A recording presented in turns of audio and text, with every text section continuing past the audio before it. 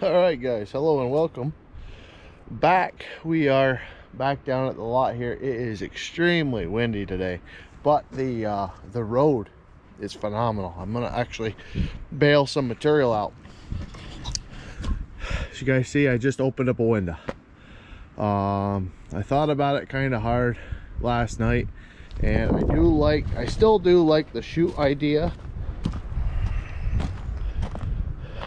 Coming out this way, I don't know without making like a hopper design to take my spillage and just junk and put it all right here, scoop it out with a tractor, keep it out of my wood, because like I said, the conveyors, I don't know, it looks long, but I don't think it could be over more than maybe 12 to 14 foot, and I'm sure they tell you how much it is, but looking at it's kind of deceiving. So nonetheless, I baled this material out, and I did have some loose bricks here with this wall. You can see the seam here, so I just got rid of them, the ones that kind of stuck out, and I used the panel to direct everything instead of going down into the wood, basically going to the bucket. So now that we've got that established, trying to think of the benefits of what I've got now besides being able to lower the conveyor a bit. Yeah, I think that's about the only pro we've got, lowering that conveyor down. And now we can take this chute or some type of chute and direct it where we want it, which would be basically here, which then I'm gonna have to redirect my pigs and whatnot, but that's no big deal. In the end, what I want to end up doing is having an IBC tote such as this guy. Once that guy gets cleared out, tossed out, that type of thing, have that next to the processor, take the pigs out, throw them in there, and that way when it's full, Pat will come down, or I'll bring it up to him. 25 bucks tote of pigs gone. So that's kind of what we got working out. But this wall here has kind of always been a problem this whole winter. I always hit it with a bucket. So if I can smack them blocks in half, this whole thing will be all set and a lot better off than it was. But that's what we got going. I did bring down bolts, chains, everything else to rig this guy up, but I didn't bring down a grinder. So I have no way to cut it without just mangling it and bending it, which I'm thinking I'm probably just gonna do now that I look at it, and we'll go from there. Nice. All right, so I tried to cut out all the boring stuff, tightening bolts, this, that, and the other thing. I drilled 2 holes at the end of that Grizzly setup. And what I did was I added chains, just because it's a temporary deal, and all it needs to do is take the crap off of it, right? So if this works, and this is, like I said, I'm not putting any money into it, I'm not doing anything like that.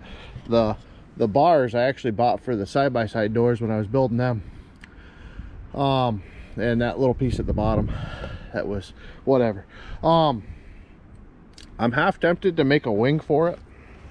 I did see quite a bit yesterday was kind of hitting and bouncing, and the idea of this is not really to keep the wood on it, from my understanding, like adding another support right here kind of up to keep everything in the trough.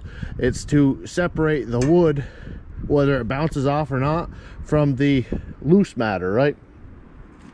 So I do have that steel at home, and I want to see what this is gonna do, whether I do something like that or put kind of like a 45 down, make it, you know, not extremely sharp, but then 45 it to a side. I don't know. It all depends on the momentum that the material has, right? But I'm excited on how easy it was, really. because you start I overthink things a lot instead of just knuckle down and do it. And it's not really, I guess you can play it off as lazy after so much time, because then you just give it no thought and you just do something else. But this I kind of just attacked. I looked up, I think there was Outside with Shibe. He was actually the first one. I looked up homemade grizzly bars, and his short came up. And he's a fabricator nonetheless. He builds, I think he actually built his maybe he didn't, I was gonna say a splitter, but he's good with that stuff. I am quick and dirty with it, to be very honest with you. I can plan it, but then when it goes to attack, I get too excited for the end product and I kind of rush things. So we're going to see how this does. I do have concrete in my bucket right now, and I do need to get some material put down here before I can do anything, because I'm dragging axles and I've only got maybe a table or so left of wood. So we've kind of got a little quandary, but I do want to get that table done.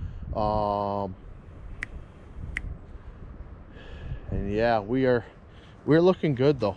I'm excited. This ground is a lot better than it was yesterday. So let's get to that, and we'll come back to you guys. All right, guys, girls, spared you a little bit more dirt work. We got another table going on. Got a couple logs left. I think what I'm gonna do today is I'm gonna try to live stream this. I won't be able to, my phone's over here.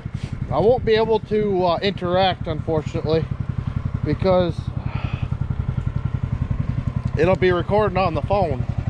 But I'm gonna give it a shot and see. We'll see how it goes. It'll actually go out to a lot of people on the short side, so it sucks that it's not in landscape mode. It's got to be the other, but I'd like to get some more people in here to bounce some ideas off. As far as the Eco Pro goes, we had one gentleman that came in with some knowledge and a couple videos about it, but nonetheless, that's what I'm gonna do. So I'll show you guys. I got this all pushed out. You can see it's still a little bit swampy right here, but everything else is pretty much drying. But I ended up about where that root is going parallel there. Everything I pushed up, that way as trucks with trailers come in, I still gotta open up this in here for the front end. But as long as they can dip down in there, and I'm half tempted now that I kind of see what's going on here with the ground, I'm half tempted to push this more out, and maybe I'll have a truck drive right here and unload right in this area. I've been kind of hemming and hawing about where I want people putting wood, because I don't want it being too far for the tractor like out front was. So I'm gonna grab some chargers, cameras, and I'm gonna give this a shot. I don't know if it'll work out or not, but nonetheless, it'll be a fun little experiment. And I'll get some content for you guys on this conveyor. And if it blows up in my face, you guys will see it like yesterday's did. Or the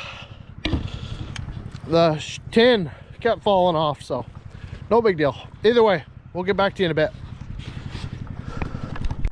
All right, guys, so we just did a run, and I got one camera out for it, showing how the Grizzly bars was working. I think after running it, and I'm not positive, anybody with the experience, knowledge,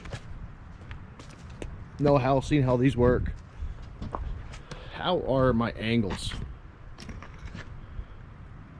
You'd think more wood would hit it than it does. It seems like it actually it hits pretty low down here. So I'm not sure if steepening that angle, or I'm sorry, not steepening, making it more horizontal. I mean, it's I don't know. It's got to be 45 degrees, if not 40 degrees, you know. But that's what we got. We just did all this wood here. Hard to tell you. I mean, you could see the firewood in the back, obviously, but this wood here, probably about a quarter, so maybe 2 face. But yeah, if you guys want to watch that, check out the live. It's going to be RSD Outdoors is live, processing firewood or something like that. But yeah, if you guys want to check that out. Other than that, I'm gonna wrap it up there. I'm gonna go home and get something to eat. I am very hungry. Like I said, we got the road tucked in nicely. I think we've got a little bit of schmutz down here, but I had some heaving that I kind of dressed, so I'm pretty sure that's, well, we had snow, and actually there was snow underneath and frost when I scraped it, so it is what it is. But let me know what you guys think, if you guys checked out the live, if it was decent or not. It was kind of hard because I wasn't able to communicate back and forth with people. Maybe the next time, if it does do all right and people do enjoy it, maybe next time I'll bring the iPad down or something like that and have a hot mic on me, if I can make that work. You dirty rotten. All right, guys, sorry about that. I had my hands full, so try to keep you guys out of the sun. Take a quick walk. This right here is pumpy. This is pumpy ground still. The sun doesn't hit it as much. I mean, it's nearly direct right now. That apple tree, as much as I wanted to try to keep it that way when I start getting into smoking wood and whatnot, might go, but I don't really, it's hard to know what time of the day it really needs it. Like the rest of it, I mean, you could see the patch there, everything else is pretty much wet except for this patch here, because it's got a spot.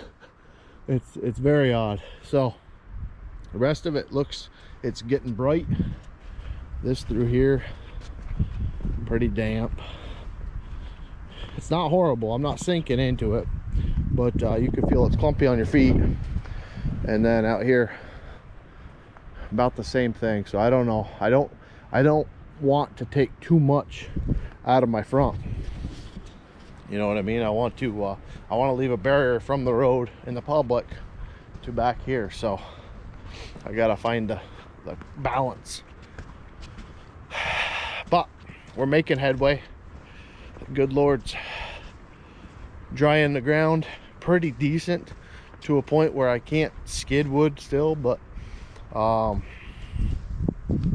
can move around a lot better. So we should be back up and running, and if I can, I'm gonna need to now come in here and start cutting. I think, yeah, that's all we've got left here. So we worked through that whole pile. That was 6-8 tables or so, I'd say. That's what's left. Maybe about half a table there, that log. So I'm probably gonna have to just get trees that I can drop, pick up with the forks once they're on the ground instead of skidding them. But we'll see how this next week goes. God bless y'all. We'll see you next time.